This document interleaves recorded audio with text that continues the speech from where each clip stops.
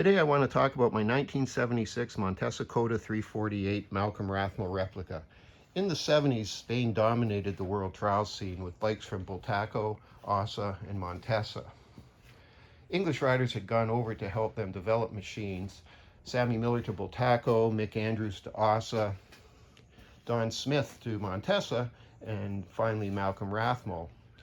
He had won the 1974 World Championship, and Montesa designed this machine for him to ride in the 75 Scottish 6 Days trial.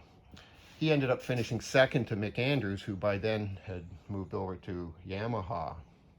In 76, they released this bike to the general public, and this is the first year edition.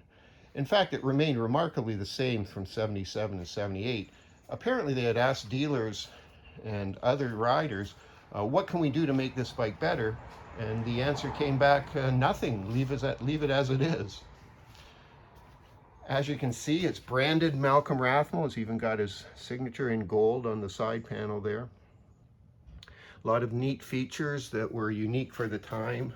Folding brake lever, although they hadn't thought of putting a spring in it. The lighting kit. There was a lot of road work to be done between sections over in Europe. Speedometer behind the fork leg. Like most trials bikes, it's a leading axle front link. This one branded Montesa. Telesco fork, shocks rather. Chain is run through plastic guides, which protects it their entire length. That's a nice feature.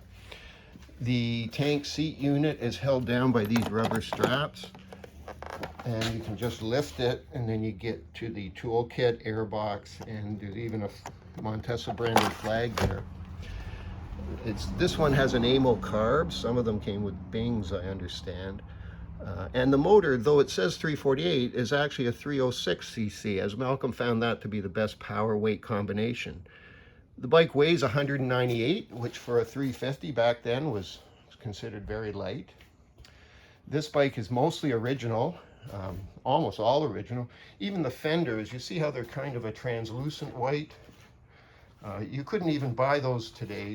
They come, you can get replacements, but they're pure white, kind of like on this 349 here.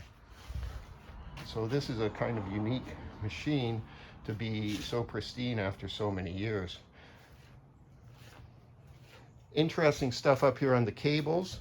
The levers are protected with rubber covers, as is the throttle. The cables are lubed by just turning this red bit here, and you can open up a hole where you can drop in oil to keep them nice and smooth operating.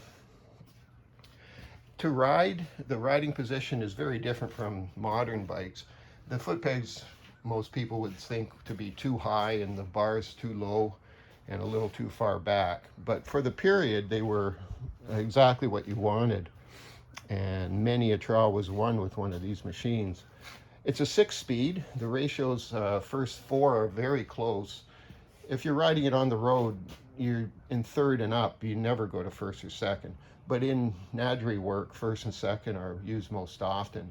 6th gear is quite high, and you can easily maintain a 55 km/h road speed with when you're in 6th. The engine's crisp, lots of grunt from nothing, but it's got some top end too. You can really spin the tire if you want to. It steers kind of slow. It's a long wheelbase for a trials bike, a little longer than these other ones here. But once you're used to it, it steers quite well. It's very nicely balanced. I enjoy riding it. And then when you need to make a turn and quickly go up a hill or over something, the power is right there, which is nice. It can also get you out of hand pretty quickly. If you grab a little too much throttle, that front wheel likes to meet the back wheel rather quickly.